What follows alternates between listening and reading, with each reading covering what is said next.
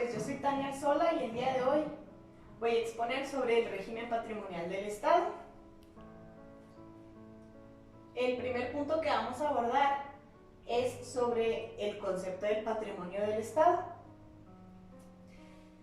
Algunos autores conceptualizan al patrimonio del Estado como la universalidad de bienes, de derechos y recursos financieros con los que cuenta el Estado para cumplir con sus atribuciones. Derechos entendidos como aquellos de contenido económico distintos de los bienes, y recursos financieros como los servidumbres, las patentes, los derechos de autor, participación de sociedades y asociaciones, y los derechos sucesorios, entre otros. Los derechos usualmente regulados por el derecho privado, pero que hay algunos supuestos en cuya normatividad es objeto de derecho público.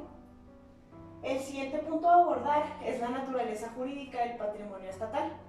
Hay diferentes vertientes. La primera vertiente nos habla sobre la titularidad que queda a cargo de la población y que el Estado funge solo como administrador de dichos bienes.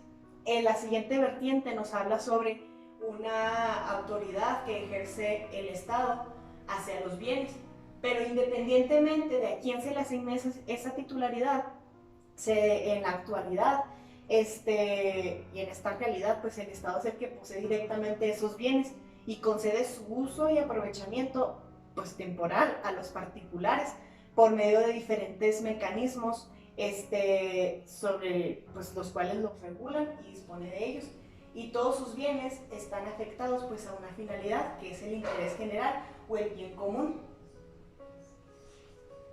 El siguiente punto a abordar es la clasificación de los bienes del Estado.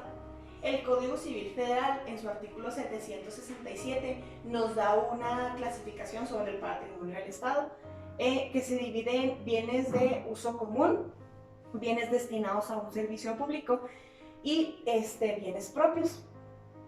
La actual ley, de manera imprecisa, emplea el concepto de bienes nacionales y hace una clasificación en el artículo 3.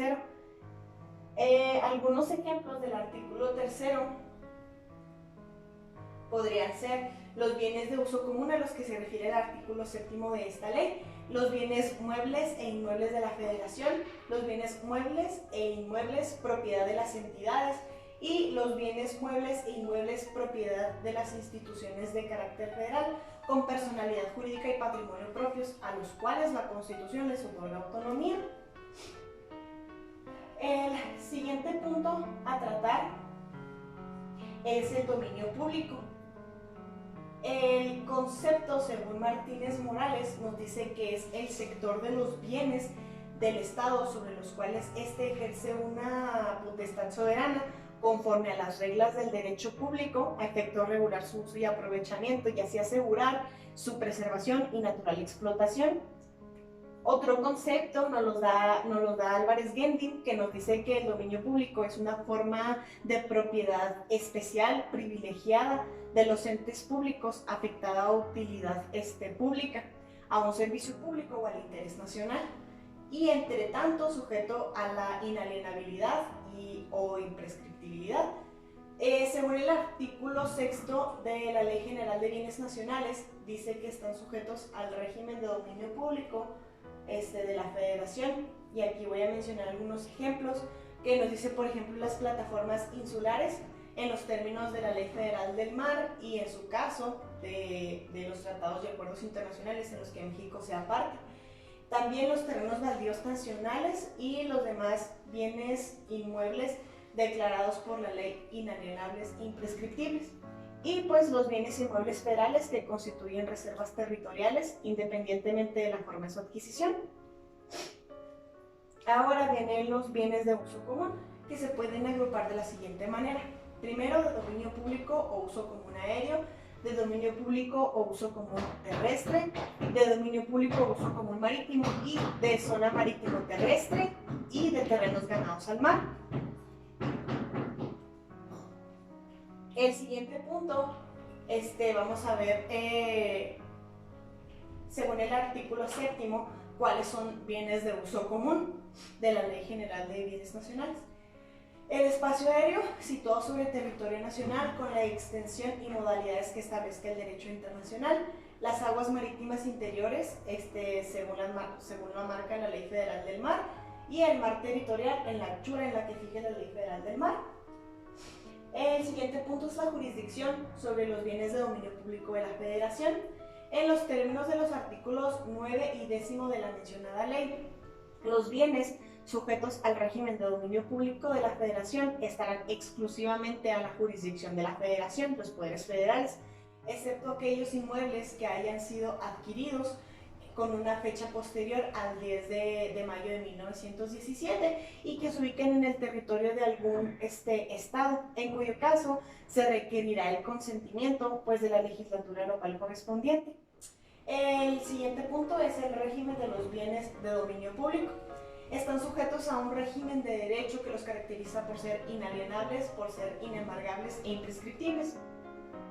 Inalienables ya que no pueden ser sujetos de enajenación hacia los particulares, inembargables ya que no pueden ser sujetos a un gravamen, e imprescriptibles ya que los particulares no pueden crear un derecho de propiedad respecto a esos inmuebles por el transcurso del tiempo. El régimen de inalienabilidad presenta particularidades según se trate de bienes inmuebles o muebles o de la administración pública central o paraestatal. En la ley que venimos comentando, bajo el título del destino de los inmuebles, pues se establece que están destinados al servicio público los siguientes. Según el artículo 59, los recintos permanentes de los poderes legislativo, ejecutivo y judicial de la Federación, los destinados al servicio de los poderes legislativo y judicial de la Federación, los destinados al servicio de las dependencias y entidades. Igualmente quedan sujetos a este mismo régimen los inmuebles federales que de hecho se utilicen a ese fin por las instituciones públicas y aquellos que mediante convenios se utilicen en actividades de organizaciones internacionales de las que México sea parte. Ahora vemos de los actos de administración y disposición de los inmuebles federales. Los inmuebles federales que no sean útiles para destinarlos a un servicio público o que no sean de uso común podrán ser objeto de los siguientes actos de administración y disposición. Por ejemplo, enajenación a título oneroso, permuta con las entidades, los gobiernos de los estados y de los municipios o con sus respectivas entidades paraestatales o con los particulares respecto de inmuebles que por su ubicación, características y aptitudes satisfagan necesidades de las partes.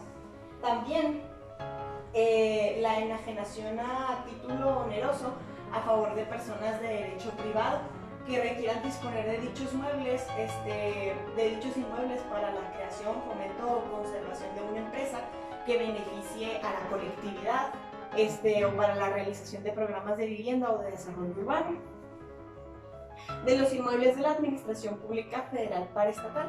Bueno, pues tratándose de los inmuebles propiedad de las entidades paraestatales, pues no se encuentran sujetos al régimen de dominio público de la Federación, salvo aquellos inmuebles propiedad de los organismos descentralizados.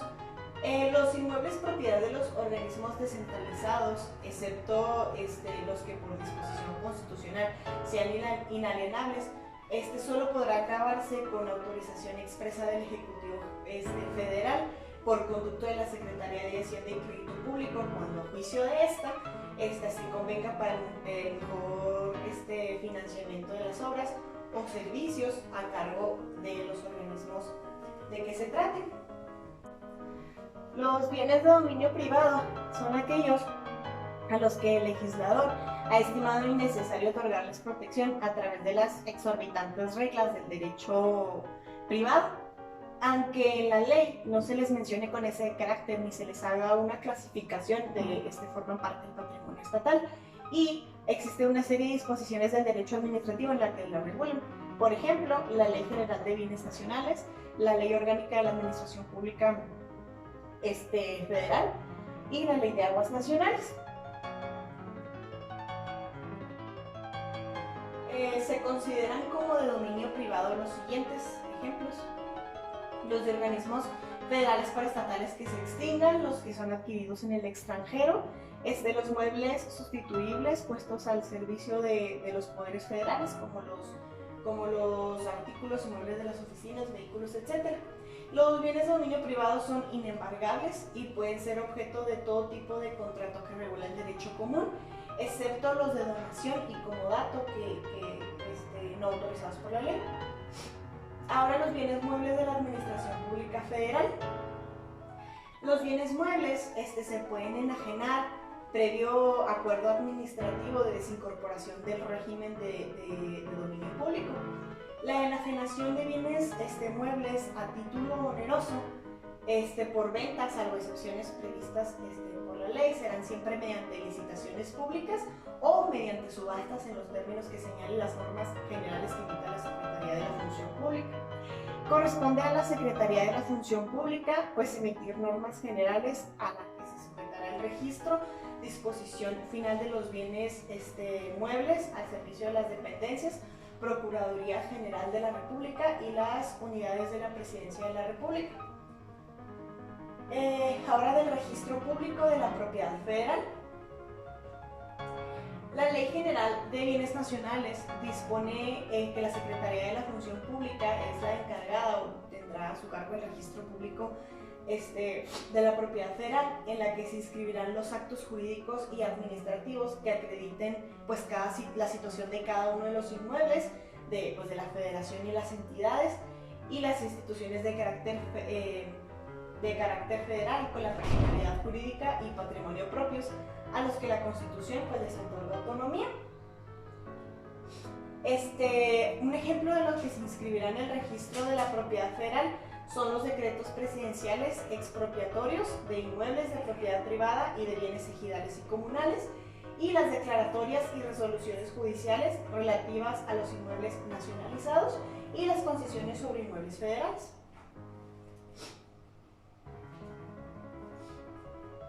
Ahora el dominio originario. Encontramos otro grupo de bienes que según esta misma ley están sujetos a una legislación especial, que en su época fue la Ley de Terrenos Baldíos Nacionales y de Condenancias. El artículo 27 constitucional en materia agraria, al incorporar un capítulo relacionado al territorio nacional, es en donde empiezan a regular y mencionar el dominio originario. Esos bienes se encuentran comprendidos en el artículo 27 en su párrafo primero, que dice que la propiedad de las tierras y aguas comprendidas dentro de los límites del territorio nacional corresponden originalmente a la nación, y la cual ha tenido y siempre va a tener el derecho de transmitir el dominio de ellas a los particulares, constituyendo la propiedad privada. La propiedad originaria, como lo entiende el constituyente, se limita a que el Estado es únicamente soberano para establecer modalidades en la propiedad privada y regular el patrimonio público, es decir, llamado el dominio eminente sobre el territorio. Ahora vamos a hablar sobre el dominio directo.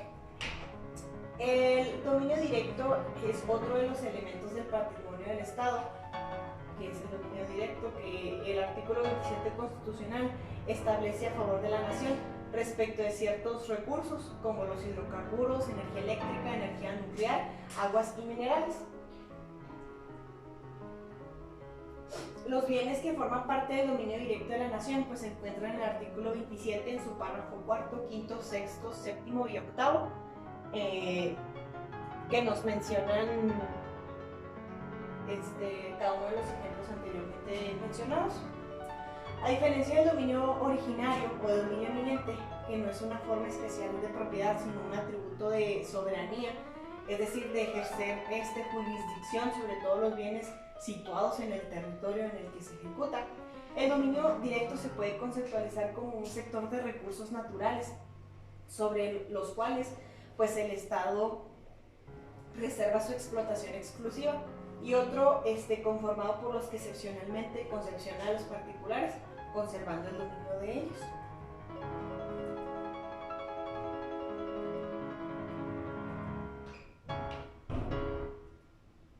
El dominio directo de la nación pues es inalienable e imprescriptible, lo que permite pues a la nación conservarlos para responder a los fines de interés colectivo a los cuales pues se encuentran afectados.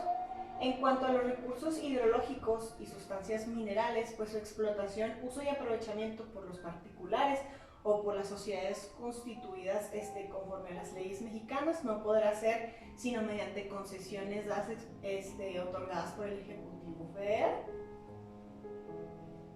Y eso es todo. Muchas gracias.